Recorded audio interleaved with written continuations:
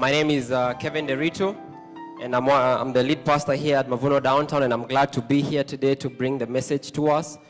Last week I made a challenge to some of us. Let me see by a show of hand. How many of us invited someone and they are here today? Interesting. Is that person here? Okay. Jakiwa, if you can just add me on the monitors a bit. Let me see by a show of hand. Who invited someone? Who did you invite? Great. This is a gift, not for you, but for him. This is a book by our senior pastor, Pastor Moreith Wanjao. It's called Financial Foundations. It basically breaks down things to do with money. So for coming today, you're blessed with a gift. Then there was someone else here. Now hands are going up. I can see those hands. You guys are ninning over me. This is another book by our senior pastor, Financial Fitness. It's basically just talking about how you can come out of debt and how you can make great money decisions. Was there someone else? Truthful. Oh yeah, I saw this hand here. Let me get another book, please. Who invited that? Who invited our friend here? Okay. Oh, okay. Let me just get another book from the back. These are books that you can get actually out here. One book goes for about 300 shillings. I'll encourage you to get the two books because this will definitely change your thinking about money. One is called Financial Fitness by the same author. The other one is Financial Foundations. And it will definitely change the way you think about money. Let me get the book myself.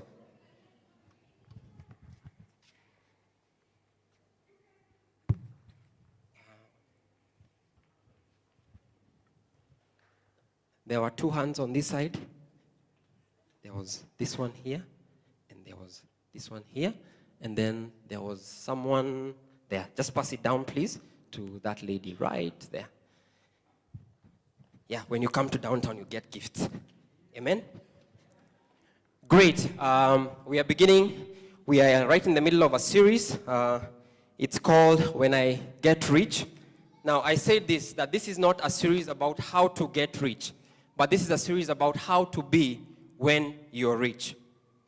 Because when you go out there, you find that everyone and anything else talks about how you can become rich. You know, there are books, media is talking about how you can become rich.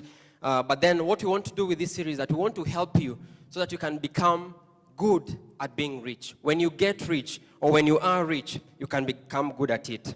Now, you are asked, of course, the question, if this week you were given 2 extra hours to each day, what will you do? Now, I want you to hold that thought, even as we continue with this conversation. Some of us discovered from last week, that we are rich. Right? Okay. Some of us are still in denial that we are rich. And we said that, like most rich people, we suffer from the side effects of wealth, which are denial and discontentment.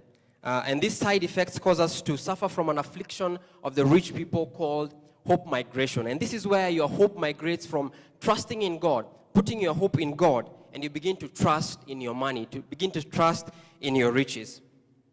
Now, we made a declaration of freedom that has the potential to set all of us free if we begin to believe it and live it. And we say that I will not place my hope in riches, but in the one who richly. Amen. Now we're going to pick up from where we left off, and this is in the book of, we're reading the book of 1 Timothy 6, chapter 6. This is in the New Testament.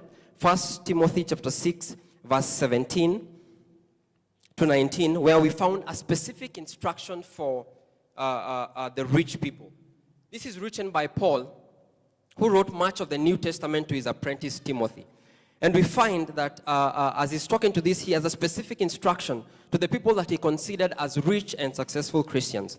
And he says this in verse 17, teach those who are rich in this world not to be proud and to trust in their money, which is so unreliable. Their trust should be in God, who richly gives us all we need for our enjoyment. And this is what we talked about last week. And in other words, Paul is saying, why would you put your hope and your trust in the provision when you can put your hope and trust in the provider? And we left off with this question: how do we practically put our trust in the provider and not the provision. That's where we left off at. How do we ensure that our hope does not migrate? How do we ensure that even if our hope has migrated, how do we bring it back? That's what Paul moves us on to next, and here's how it happens in verse 18. He says this in verse 18 of chapter 6. Tell them to use their money to do good. They should be rich in good works and generous to those in need, always being ready to share with others. This is what he's talking about.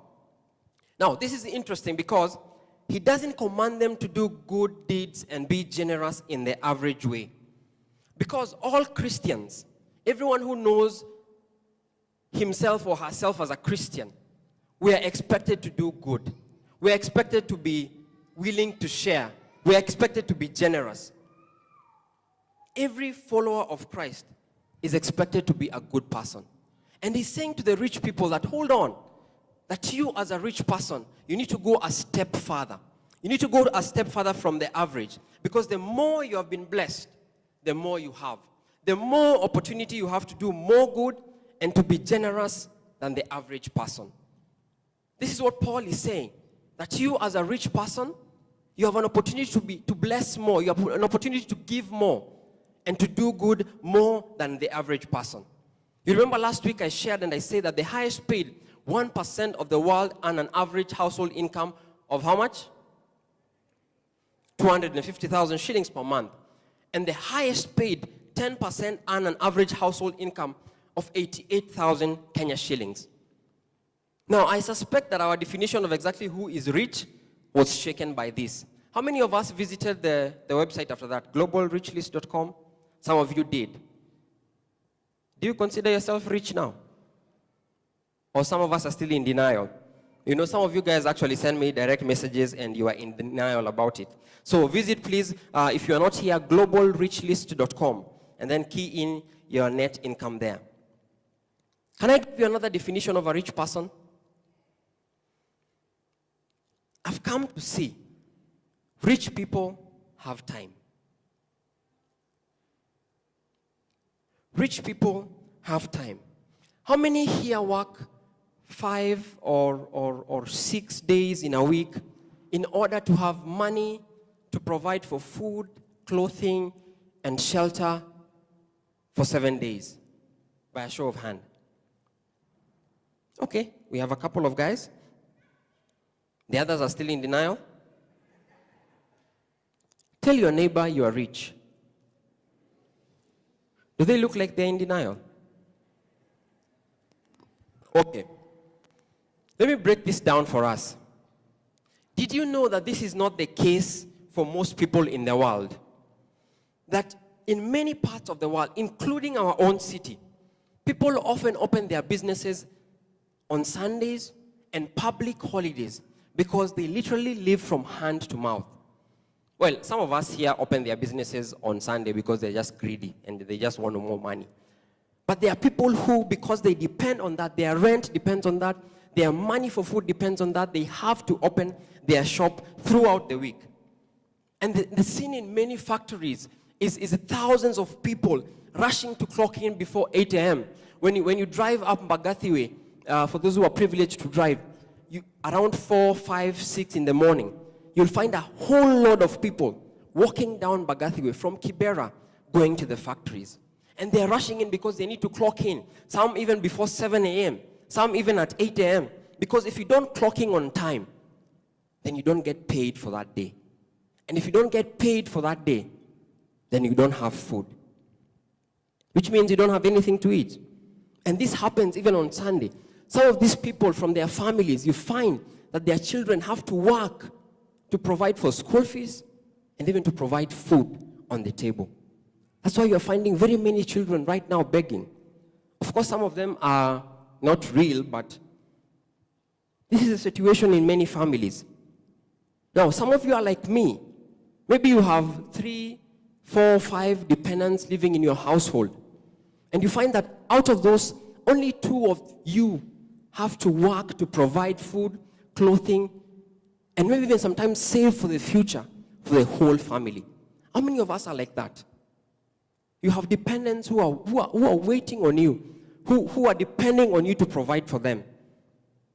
And yet, you are able to provide not only enough for food, for clothing, but you even have something to put aside for the future.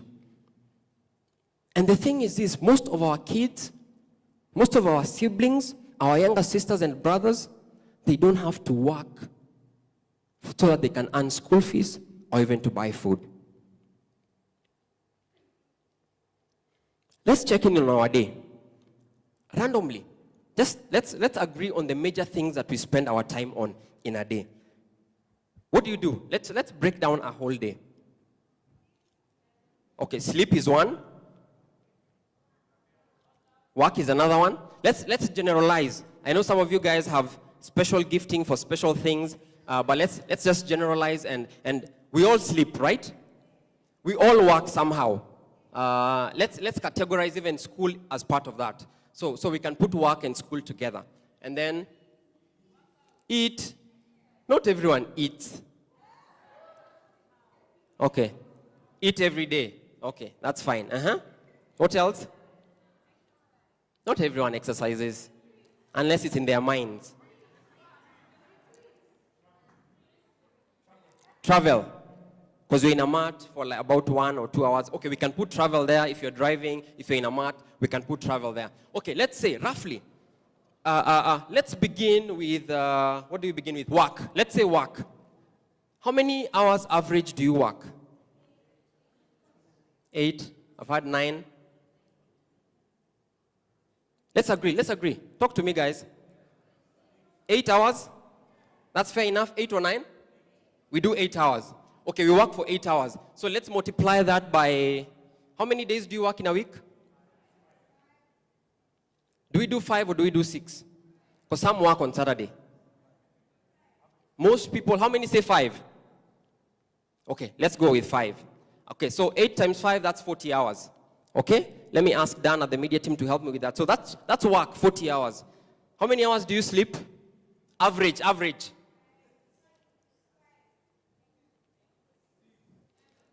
Guys, don't lie in church, please.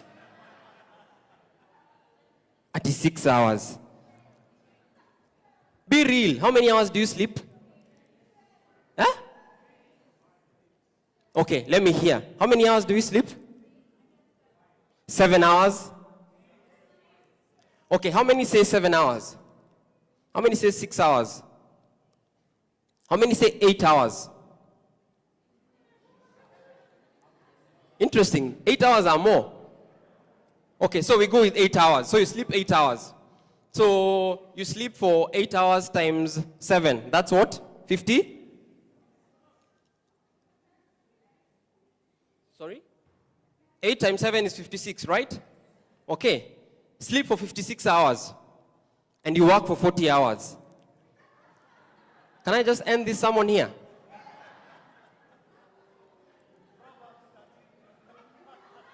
Okay, some guys are petitioning, they are saying we work with 7 hours. Okay, let's work with that 7 hours.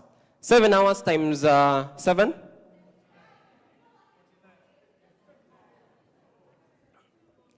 49 hours. Like it gets any better. Okay, eat. Let me not even, in fact, can we remove eat? Because we eat at very different times. Some of us eat for 10 minutes, some of us eat for an hour, some of us eat for more than that. Some of us keep on eating throughout the day. So can we remove eating and probably we'll put it under free time? And we can generalize all the other things. Let's say, I had someone saying taekwondo, gym, and all those other things. Let's put them under free time. So that, because you're free to do whatever you want at that time. So you work for 49 hours, you sleep for 56 hours. How much is left? Total in a week is 168 hours, right? Okay, someone do the maths for me. That's already 89. Okay, do you understand? Are you with me? So this is per week. You work for 40 hours a week, right? You sleep for 49 hours a week. Some of you guys want to come to the altar and begin praying. And then we've removed travel and we say that will be free time. So I want us to figure out from the total, which is 168 hours in a week, how much do we have left? 79. We have 79 left. So free time, we have 79 hours. Travel falls under that. Let's put it there. Because it's very flexible. Some travel in style.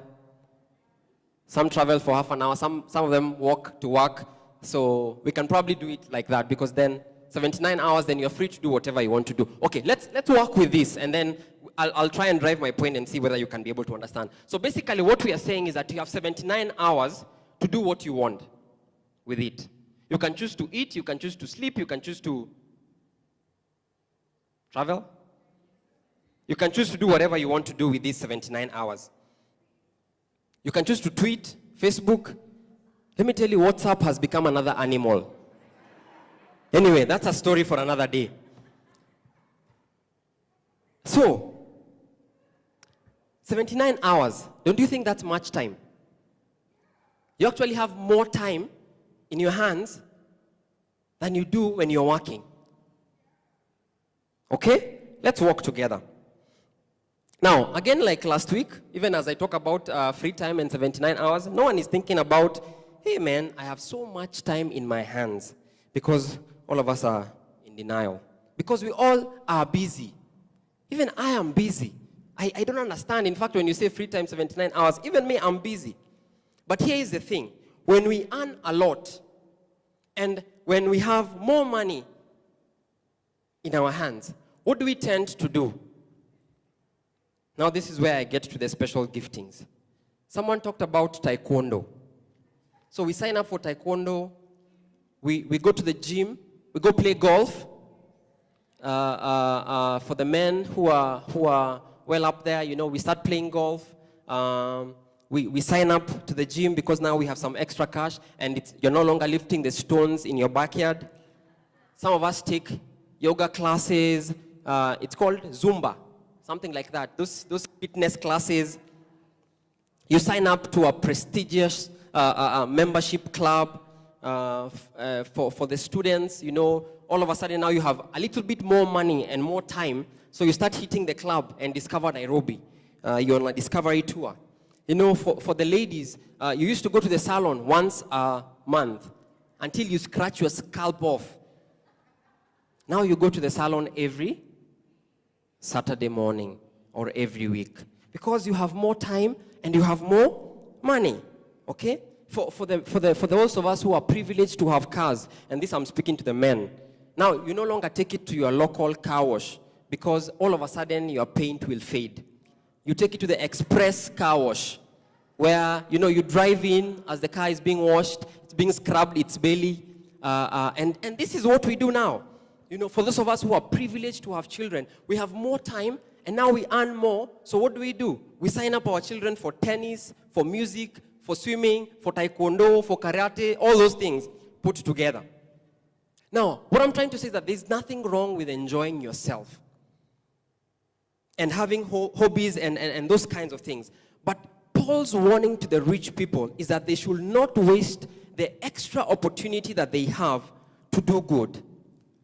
This is what Paul is saying, that now that you've been blessed with more, don't waste this extra opportunity that is provided by what you have to do good. He says the best cure for hope migration, this is what we talked about, where your hope migrates from trusting in God and putting your hope in God to the place where you're beginning to trust in your riches and in your money. He's saying that the best cure for this is to be rich in good deeds and to be generous and willing to share. Let me say this, there's a catch. Now, what I'm about to say next is extremely important. Remember, I said last week that my prayer to all of us is that all of you will be wealthy. Amen? You missed again another great point to say amen. My prayer is that all of you will be wealthy.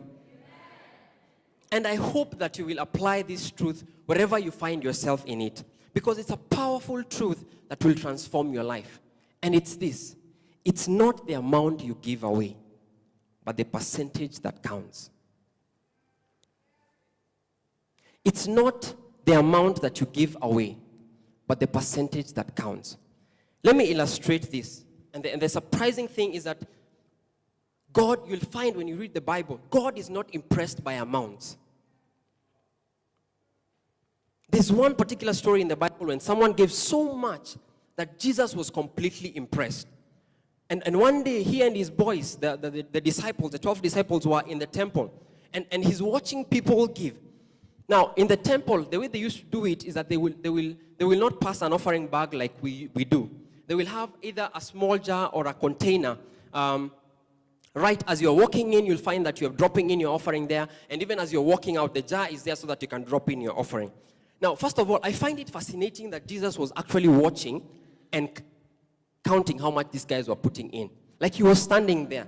It's a very funny situation. It's like me walking around with the offering bag and checking, okay, that guy has put 20 bob, 50 bob, 1,000 bob. And Jesus was there and he was watching. But anyway, I found this a bit intrusive, but let's continue. And as he's watching, and people are putting money in, something big happens. And we find this in Luke chapter 21, verse 1 to 4. And I'm going to read in the Message version. And he says this: just then he looked up and he saw the rich people dropping offerings in the collection plate. Then he saw a poor widow put in 2 pennies. He said, the plain truth is that this widow has given by far the largest offering today. All these others made offerings that they'll never miss. She gave extravagantly what she couldn't afford. It's not the amount you give away, but the percentage that counts. Many well-dressed rich people threw in impressively large amounts. But this poor widow came with threadbare clothes that had been worn for a very long time, and she dropped in 2 copper coins. Now, let me give you the context that in that time, in Palestine, these coins were of insignificant value. In fact, they were nothing compared to the value of the money then. And she brought in her 2 copper coins. And Christ goes ahead and says that this amount, this woman has given more. And what Jesus said in response gives us an extraordinary insight into how God views our wealth. Listen to what he said when his disciples who were also watching with him came. Truly I tell you, this woman has given more. He's saying you need to understand what the Bible is saying here. That out of all these people, that probably there's someone who came and brought in 10,000 coins. Christ is saying, this poor widow has given more. Maybe there's someone who even came and they brought in 100,000 coins, or they even brought in their full harvest. It was even being carried by the servants. But Christ is saying that out of all these people, truly I tell you, this woman, this poor widow, has given more. I believe Jesus will say it's not the amount you give away, but the percentage that counts. The rich people gave huge amounts, while the poor widow gave an insignificant amount. But here's the thing. The rich people gave what they could easily live without. But this poor widow gave her all. She gave 100%. She gave everything that she had. And Paul is saying, I want you to be rich in good deeds. Paul is saying that, yes, it's already expected of us to be average in good deeds. But you as a rich person, you as a blessed person, I want you to be rich in good deeds. I want you to be rich in being generous. And I want you to be rich in being willing to share. But I ask the question, are we rich in good deeds? And I think I will lean towards saying no. Because when it comes to giving, most people give spontaneously or emotionally. That's what we do. You're driving down the road or you're walking along the street and there's this young boy who comes to borrow or to ask for some money. And what do we normally do? You check your coin box over there, and if there are some extra coins over there, you give the person. If there are no coins, sorry, see you Leo. Now, I'm not saying that you go around giving all street boys or all beggars money. But I'm saying that we give out of out of our emotional, out of our feeling, what we feel at that particular moment. Or this is an interesting one where probably your friend or your colleague in the office is probably fundraising for a wedding, or they're fundraising to go for further studies, and they have this. Why do people write lists with names? I don't understand. Anyway, there's this list that is going around, and you can see people have written down. And what do we normally do? You check and see how much guys have given. So if there's 300, 200, 400, 100, you're like, average here is 250. And you write 250. Is that true? Just look at your neighbor. Do they look guilty? And when you get that list and you check and you see that, hey, 3,000, 4,000, 5,000, and you're like, and you fish from your pocket, and you get more money, and you write more money. And you're not giving because you're compelled to give. You're giving because the situation determines that I give. And here's the thing. Here's the problem with that approach or that kind of giving, is that if you don't give a percentage, you will only give leftovers. If you don't give a percentage, you will only give leftovers. We come to church. Let me speak about this context. And Victor will come here and sing his heart out, saying, Mavuno Downtown, it's time to. And what do we normally do? Let me speak at least because I'm a Jama. You count your notes from the side. And the funny thing is that some of us will even do maths. You'll be like, I left home with a G. After this, I'm going to take that person for lunch. Maybe I'll spend about 8 sock. Then I'll have like another sock left for going home. Okay, I can give a sock. Oh, let me check if I have 50 bob. Why are you guys looking at me with guilty eyes? It's because you are guilty. And some of us, we don't determine what we are going to give when we come to church. And if you check sometimes in your pocket and you find, I don't have any loose note, there is no way, God, I'm going to part with this 5 sock. Because I'm going to walk home. Or I'm not going to do whatever I'm planning to do after this. You give like average people. Paul says to Timothy, tell those rich people, don't impress yourself with the amount that you give. It's the percentage that counts. That's what Paul is saying. Here's a life-changing truth for all of us.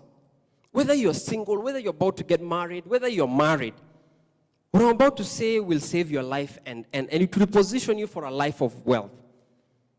Because I've seen this, I've begun to live this.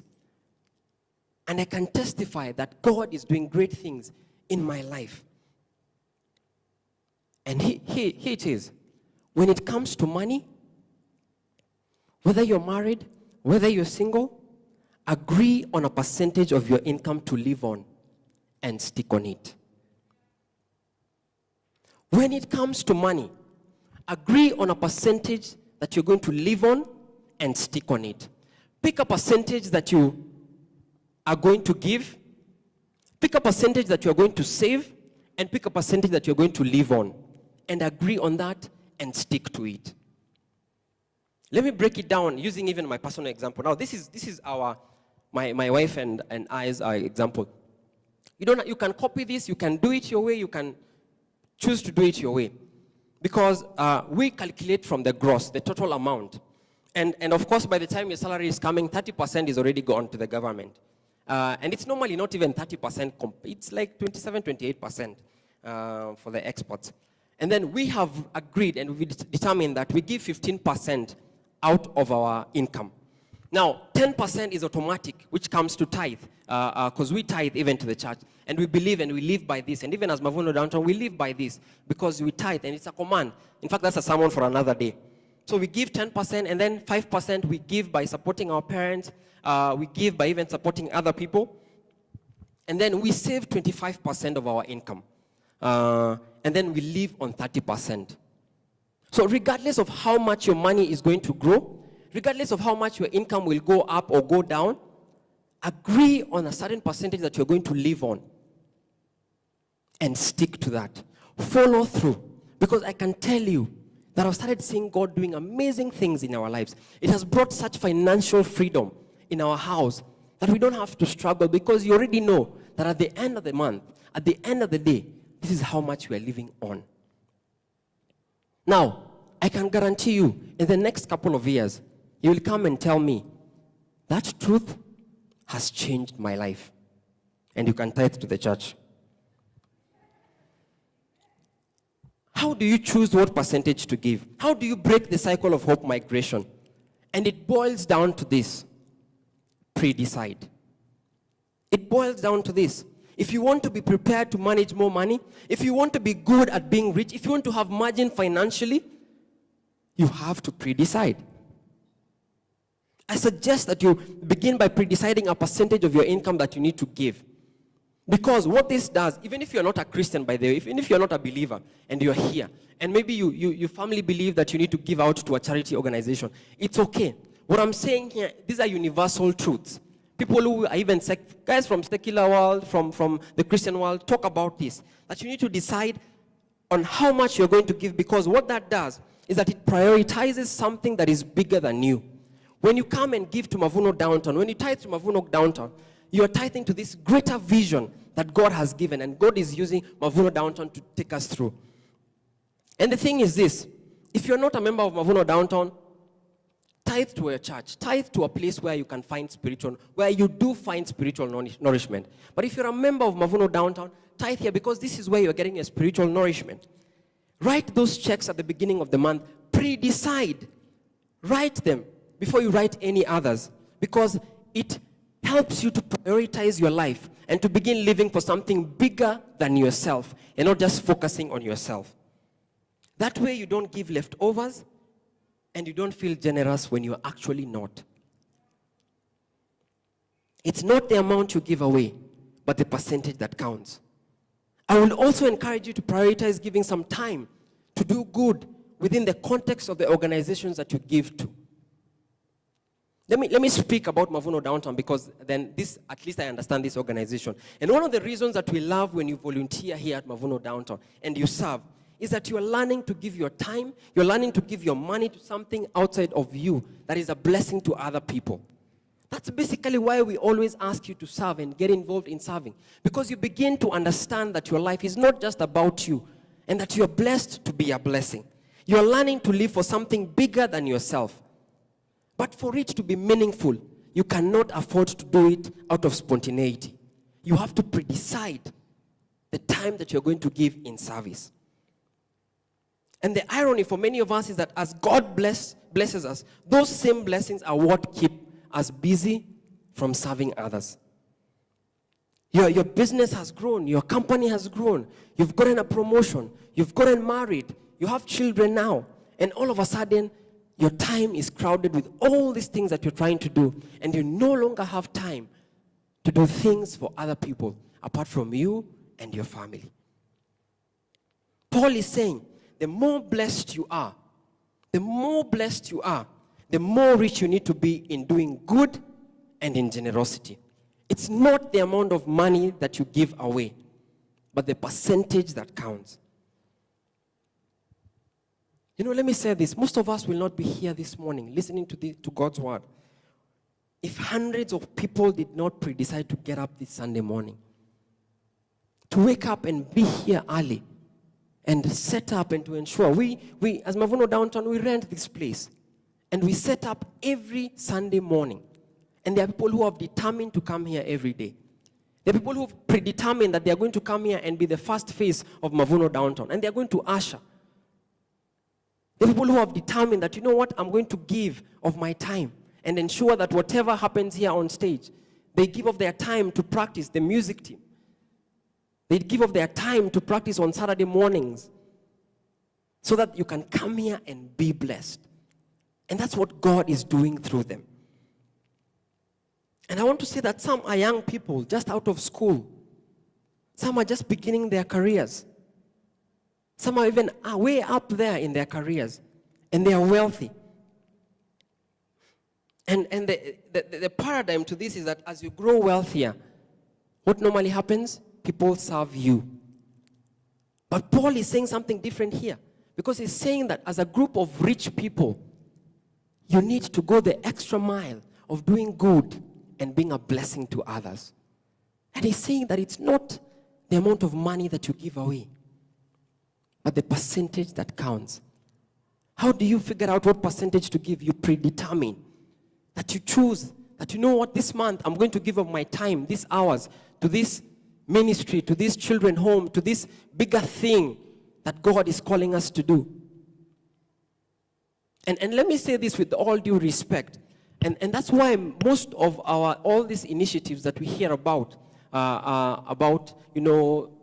feed the hungry, things like Kenyans for Kenya, bring Zach back home. No offense, those are great initiatives. But the reason why those initiatives are very successful sometimes, I think, it's because most of us give out of our emotional experience. You're like, oh, here, I'm feeling like I want to be involved in a good cause, and I want to give to that. But what Paul is asking us to do is that you need to plan, pre-decide to give a percentage of your time, pre-decide to give a percentage of your money, to do something good. And that's the only way you can break this cycle of hope migration. That's the only way you can break this cycle of always wondering, when is money going to come in? When am I going to pay my bills? When am I going to pay my rent? And begin to believe in the one who provides for you. It's not the amount you give away, but the percentage that counts. You're blessed every single Sunday because a group of people have chosen to live like rich people. They're chosen to live like rich people because they know that God has blessed them. And they need to give what they have. And I want to applaud everyone who serves in Mavuno Downtown. You do a commendable job. But I'm glad because you're living like a rich person. It's not the amount you give away, but the percentage that counts. So here's the whole thing in context. Here's what Paul says. Command them to be rich in good deeds. He's not asking us to be just average. He's asking us to go way above average. Serving people, doing good for other people, taking that discretionary time, that free time that we have, and being proactive with it. Don't just lazy around and wander into the time, but predetermine, pre-decide what you're going to do with that time. To be generous, not just normal, average generous, but to go the extra mile. In other words, Paul is saying to stop your hope from migrating, you've got to pre-decide to do more and to give more. You need to pre-decide where you'll serve and how much you'll give. Because it's not the amount of money, it's not the amount of time that you give away, but the percentage of your money or the percentage of your time that you gave away. We'll continue with this passage next week, and here's what will happen. When an individual pre-decides, something happens in their hearts. And something happens in all of their finances. Because when you begin to give first, when you begin to give, when you begin with that mindset of giving, when you set, my income is coming at the end of the month, and you set and you say, you know what, I'm going to give this, then you discover that you start saving better. You discover that you are getting into this financial freedom. And you discover that debt is a demon that you don't want to get anywhere close by. Because God is saying that He's actually provided everything that you need. He's provided enough for your enjoyment. God has provided. And we don't need to be in debt. Because debt keeps you from putting your money where your heart is. And suddenly the motivation to live responsibly in every area of your finances surfaces to the point where you just feel compelled to reorder your financial world. It's not the amount of money or time you give away, but the percentage of that counts. Are you blessed? There endeth my message. Mavuno Downtown. I know it's a provoking message. It's one that